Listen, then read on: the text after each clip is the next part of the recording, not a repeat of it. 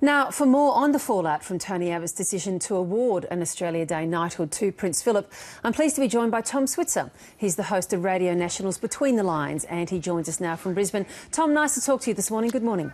Virginia, g'day. It's interesting because you've written a piece this morning which has been running in the Sydney Morning Herald, headline "With nothing to lose, Abbott needs to fight," and this is how you open your column. Sometimes a little straight talking among mates is a good idea. That's especially true when your mate runs the country. You're talking there about Tony Abbott, a guy you've known well for, as you say, the best part of 2 decades. Talking straight to him, what would you have to say about the knighthood of Prince Philip? Well, just bizarre, and I think this is a widespread view among not just many Australians, but even many Conservatives and staunch Liberal Party supporters.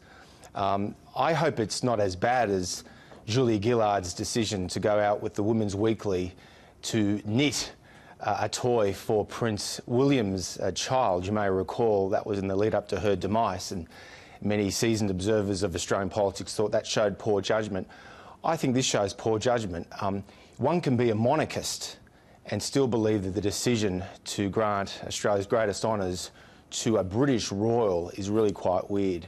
And I think the decision last year to bring back knights and dames was very provocative. It was a captain's choice then, but to actually award it to Prince Philip, someone many Australians have a great deal of respect for, but ultimately he's not Australian. I think that showed poor judgment. And you go on in your column to, I guess, reflect on what this indicates to you from a wider point of view, and the rumblings about Abbott's leadership, you say, will only become louder after an announcement like that. According to your assessment, how bad are those leadership rumblings right now? Well, I think I should preface it by saying that a lot of Liberals and Conservatives, and indeed many Australians, think that Abbott's been a very good Prime Minister on 2 key points. He repealed the carbon tax, which we have to remember was a widely unpopular tax with the community. And moreover, he has fixed the border protection mess that he inherited from Julia Gillard and Kevin Rudd.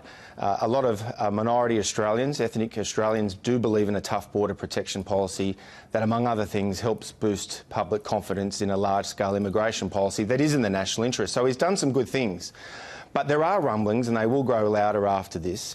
And I think fundamentally what upsets a lot of friends and supporters of this government is that there's no real broad narrative. It's not altogether clear what the message is. So you can never say that about John Howard or even Paul Keating. I'm not particularly an admirer of Paul Keating, like many Conservatives, but nevertheless, Paul Keating had a narrative. He had a conversation with the Australian people, and I think that's fundamentally lacking right now in the Prime Minister's office. There's no real attempt to explain why Australia needs to take the tough kind of economic medicine. And let's face facts. Most economists agree that we are living beyond our means. We are facing a budget crisis if serious structural reforms are not put into place. And I think, to be fair to Tony Abbott, he recognised that there's a problem. His government's first budget tried to address growth problems, budget problems last May, but it was poorly sold.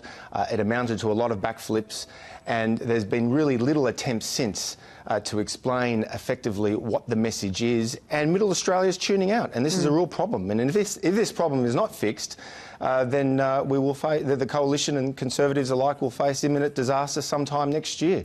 Hard to believe, a first-term government losing power, but that is not inconceivable. So for this first-term government losing power, as you sit here now and looking at it, that's quite a possibility. Oh, of course, absolutely. And I think there's more volatility in the political cycle than there used to be. I think in years gone by, when Australians voted for a first-term government, they were going to get 2 terms, possibly 3 and even 4 terms. Those days are over. Just look at Queensland right now. Campbell Newman is on the nose. I think he'll win, but there will be a huge swing against him. And who would have thought 3 years ago that the Labor Party, that was, 7 to 9 seats in Parliament, would have a chance of winning the election? So I think there's a lot of volatility, particularly at this time of this relentless 24/7 media and internet cycle. Look, it's interesting you say that has changed, and I think you're quite right. You sense an impatience, if you like, in the electorate that we haven't seen before. But after the comments that Tony Abbott and his colleagues made, given the change of leader that the Labor Party made, they certainly can't do the same now, can they? Aren't they sort of caught by those observations that if they changed leader, they'd be hung on the same petard? Well, let's remember there have been 2 state governments and 1 territory. So New South Wales, Victoria and the Northern Territory. These are Conservative governments. Each have had 2 Liberal premiers or chief ministers in their first term. New South Wales had Barry O'Farrell and Mike Baird. Victoria had 2 premiers. There was a one-term government in Victoria. Northern Territories had 2 chief ministers. So, look, musical chairs are rife. Politics, unfortunately, in this country has increasingly become a blood sport. There's more electoral volatility than ever. It's not necessarily the fault of the politicians. They're merely trying to keep up with this very noisy, relentless 24/7 media, internet, Twitter cycle. And, of course, we have this poll-driven political culture that is gnawing away at our political foundations. Paul Kelly, the distinguished journalist from the Australian newspaper, has written a lot about this. He calls it a crisis. I think it's more a malaise, but nevertheless he's more right than wrong to identify that there is a serious problem in our political system, and this affects both sides of politics. Anyone who thinks this is just a problem for the coalition is kidding themselves. It happened to Labor the last time, it'll happen to them again. I just want to return to your point about how difficult it is to be a reforming Prime Minister in this country now, because I think it's a really interesting one. But just one more quickly on that point of leadership.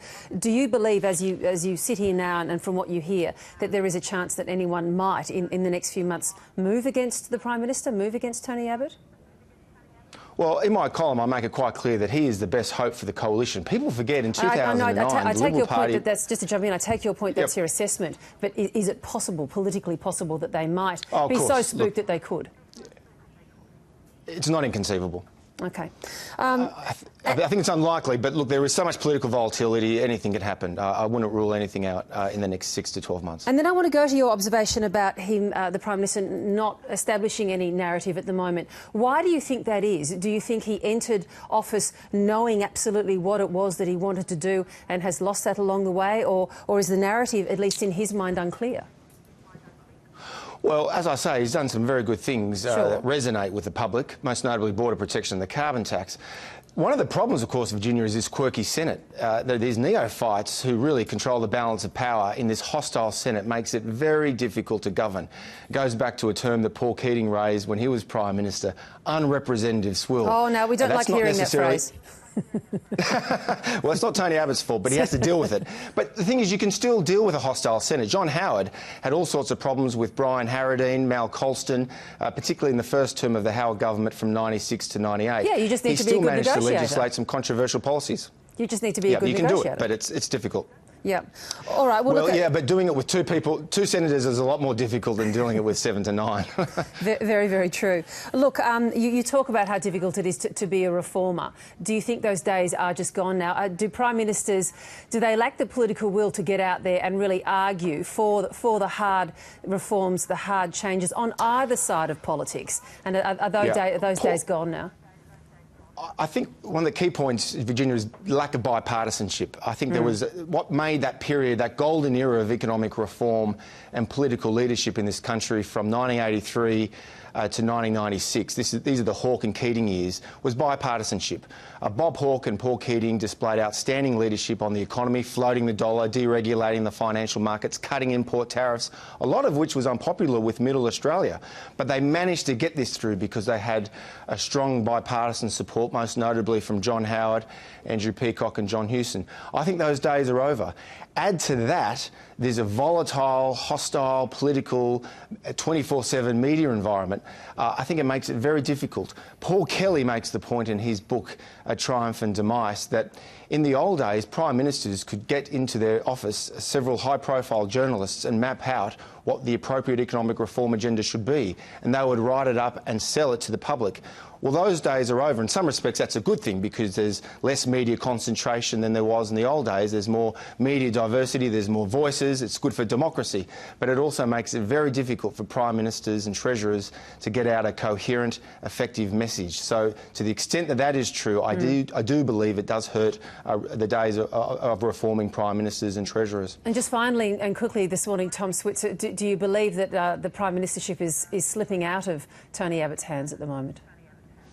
Not at this stage, but look, I'll be quite frank. I think decisions like yesterday's announcement on Australia Day show poor judgment, and And, you know, I wouldn't want to be a senior member of his team defending yesterday's decision. Good thing I'm not in politics, because I'd let the cat out of the bag like I am now. It's quite clear that a lot of his senior ministers don't support what he did yesterday, and this will just reaffirm doubts about his leadership. But look, they have to remember that Tony Abbott won the election in a landslide.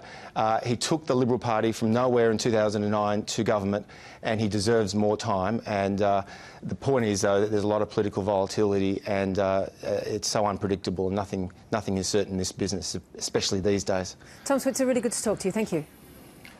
Thanks, Virginia.